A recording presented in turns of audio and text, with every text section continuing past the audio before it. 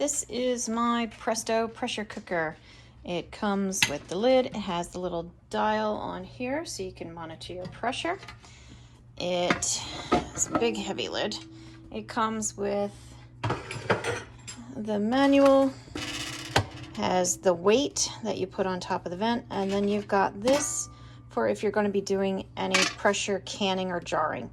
This is what I use it for, and I've been very, very happy with it. The manual itself has everything in here. It has recipes, it has times, pressures, volumes. It tells you step by step the safety checks to go through. It includes where to get replacement parts if you need it. Super convenient and handy. It is very easy to use. If you're going to be doing jarring like I am and you want a water bath, fill it with water, turn on your stove and boil your jars. There you go.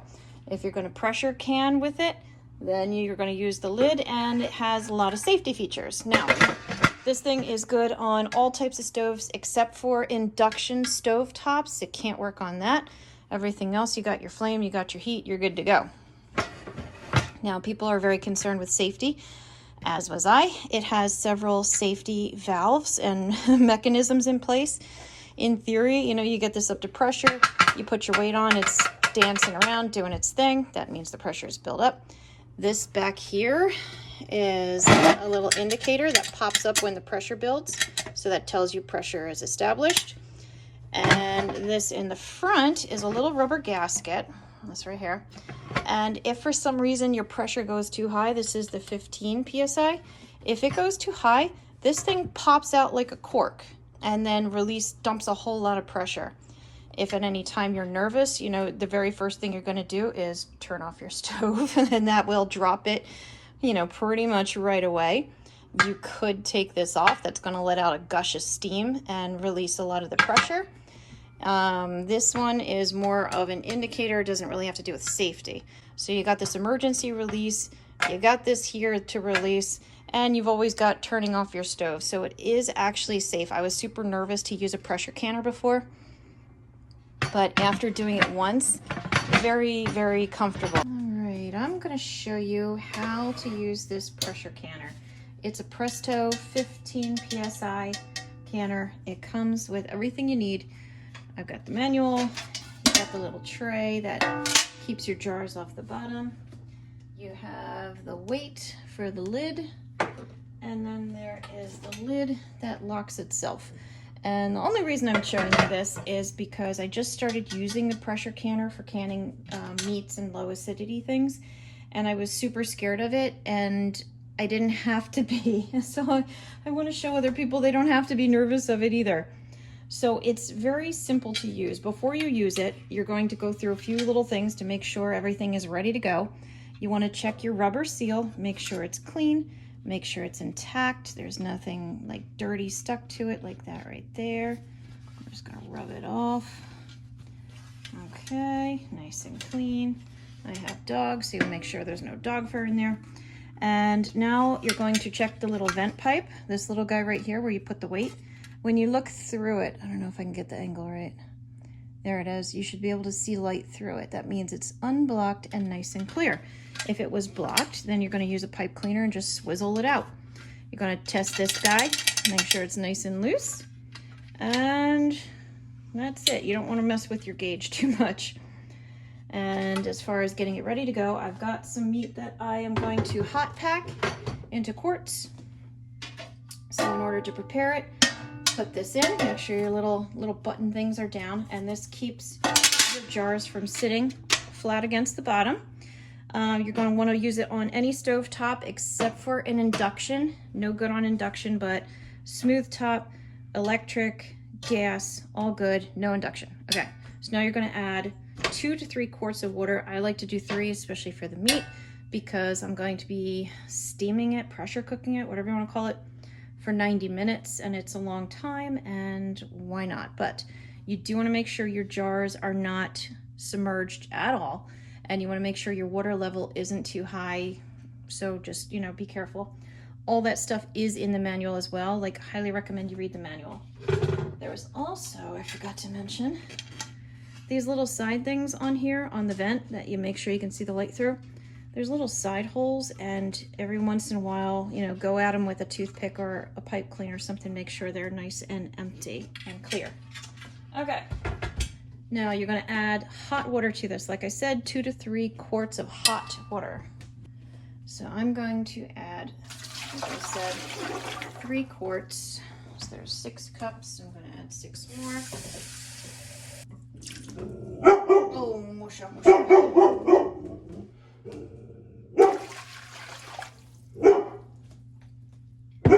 Then you're going to add 2 to 3 tablespoons of vinegar, a white vinegar. And that will keep you from making watermarks and stains on your jars when they are in the pressure cooker. I did not do it the first time because I didn't feel like it was necessary, and then I regretted it because they were all like milky and they had a film on them. It's not as nice. All right, this is actually it. Like, that's it, okay? So now I'm going to pack my jars, put my jars in, and then I'll meet back up. Okay, now that I have made my mess, I'm ready to start this going. On the lid, there's a little, on the lid right there, you can see the V.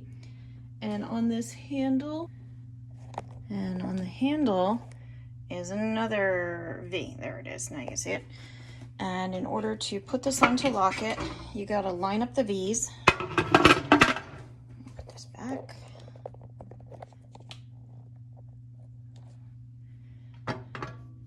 So when the V's are lined up, these 2 pieces aren't gonna cross each other, but it is gonna settle down. You're gonna feel it and it'll settle down, and then pushing down just a little, you wanna turn it. There's arrows for close and open until your handles are locked up. It's locked, okay? So now we're ready to go. We need to first bring it up to pressure. So I'm gonna turn it on to a high heat. It's going to take a while, so just be patient with it. This is where I kind of messed up, but make sure your pot is centered also. But eventually you're going to see steam start to come out of here, and then I will come back. So for now, high heat, locked, nothing open, ready to go. All right, so I started this around 20 minutes ago, 25 minutes ago. And we still don't have steam. I was serious when I said it takes a long time. I've got a good flame going. But if you listen, you can kind of hear it bubbling and ticking. So stuff is going, so not yet. Keep that high flame on and keep going. Okay, we're starting to get steam. Look at the little toot-toots coming out. And this is normal. We are not there yet. You can also see it's starting to spit. It's going to do this. This freaked me out the first time I ever did this. But this is normal. I don't want to get too close to it, but all this spitting that's going to go on, you're going to get a lot more of it. And this little guy in the back is going to start bobbing up and down and spitting like crazy too. So we got to keep waiting until we have a good steady stream, just like, you know, Old Faithful. You know, it's going to be good, strong, steady. We're not there yet. Keep waiting, keep going. All right, we are darn close here. It's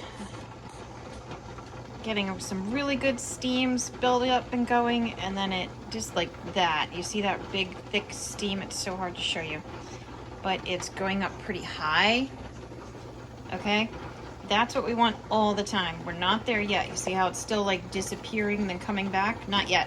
And you can see, like I had said in the back, that little guy in the back is starting to spit and bubble. Totally normal. This freaked me out, like I said, but this is okay. We're getting there. That steam is really building up. We're getting there. We're almost there. Oh, that's really nice. As long as it just holds it, then we can move forward, but we're almost there. All right, we are getting so close. Like when the steam really gets going, it's going like above my hood there, like that. It's going pretty high. And in the back, it's doing a lot of bubbling and moving around there, lots of spitting. And I think we made it, and then boom. See how it goes away again? Still spitting. We're not there yet. Keep waiting. All right, I got a beautiful head of steam coming out of here. It's hard to see, but it's big, it's thick, it's steady. And you're gonna think, it's time to start pressure canning. No, not yet. We're gonna let this steam like this for 10 minutes. So set a timer for 10 minutes. Lower the heat just a smidgy if you want to, just so you don't have quite, you know, the Old Faithful going. but make sure you still keep your nice steady stream. And in 10 minutes, we're gonna come back. Oh, okay, I also wanted to say, you can see in the little plug thing in the back here, a lot of steam escaping. Normal, don't freak out, normal, okay? There's still some water right on the edge, but now the rest is just steam coming out.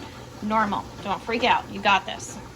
All right, so my 10-minute timer went off. We were steaming and looking good. You can see in the back, steaming a little too, all normal. Now is when we're gonna add our weight. You're just gonna plop it right on. That's it. Okay, did you see the back popped up? That means pressure is building enough that that being raised will seal. It could bobble a little, like right there. It's starting to bubble a little bit around. It will seal off tight and completely once the pressure builds up. And this is loose on here. So it's gonna start rocking back and forth when the pressure builds. I was messing with it. I could hear it hissing a little. Oh, that was doing a little steam too. But now we're going to wait. Our pressure gauge is going to start to go up. We want it to be in 15. It has like a kind of a wide bar that the arrow will sit in. That's all good. Okay. So it says caution and everything else. But it's going to take more time now for the pressure to build. So once again, we're waiting.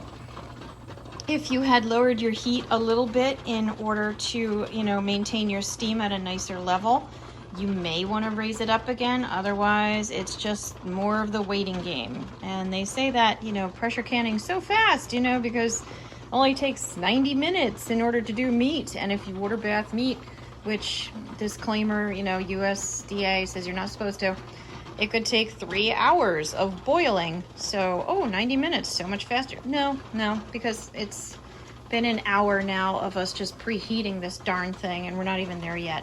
So, okay, waiting for the pressure to build. The gauge will rise. We'll be back. Okay, some time has gone by. Pressure is increasing. We need to get to 15, so we're not there yet, but we're on the right track. That's still steaming a little bit. That's just fine. And when it does hit 15, this thing is going to start bobbling around. So we keep waiting. Great, so pressure's getting a little higher. Still a little bit of steam coming out of the back.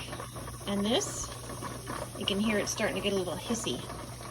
And you see a little bit coming out from under there. That's all normal. The pressure's still building. We're still doing good. When we hit 15, we'll be able to start the timer. All right, we're even closer. It's starting to bobble around like I said it would. The back is still popped up. We're almost at 15, and when it hits 15, you will start the timer for whatever time you're doing it for. You may need to adjust the temperature, the heat on the stove up or down in order to maintain that 15 psi, but that's it. So we're almost there.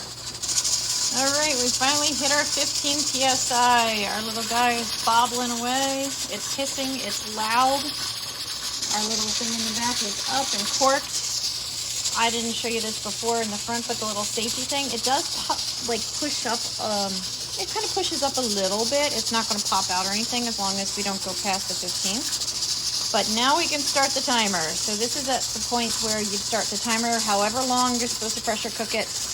And just maintain that 15, check it once in a while, make sure you're not too high or too low, and keep your timer going, and then we're good. So I'll be back. Okay, the timer's ended for how long the jar is needed. All you gotta do, turn off your stove, and immediately the pressure starts to drop. The hissing becomes less, it stops rocking. This is starting to leak a little bit again. Oh, the pressure is releasing. It's causing it to squeak, as you can hear. Super annoying, freaking the dogs out, but it's okay. It's not gonna do anything bad. It's like a tea kettle whistling. I lifted it off of the burner it was on and moved it back to a cool burner. That seems to be helping it not scream at me anymore, but again, everything's okay. Pressure's still dropping. When the pressure is gone and that little thingy in the back, right there, drops down, that means the pressure's off. Then we'll take the cap off, or the weight, and then we can open it up, but that's gonna be a little bit. It's been forever pressure's down, the little thing dropped. You can take this weight off. And now we're gonna open it. There again, there has an arrow on it to which way to turn. Just turn it past the handles so that the V lines up over here again. Lift it away from you just in case there's any residual steam.